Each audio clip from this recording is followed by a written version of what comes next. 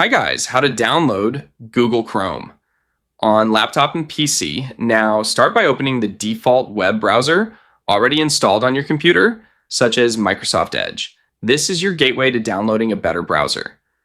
Type Google Chrome into the search bar and press enter. Find the official Google Chrome link from the search results and click on it. Here's a critical warning. Watch out for fake download sites that look like Google but aren't. Once the page loads, click the Download Chrome button. Choose Save As to save the installer file to your computer. Pro tip, save it to your desktop so you can find it easily later.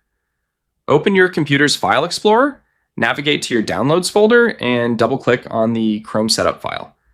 Click Yes on any Windows user account prompt to allow the installation to initialize, download the necessary files, and complete the installation. This takes just a minute, so don't close any windows.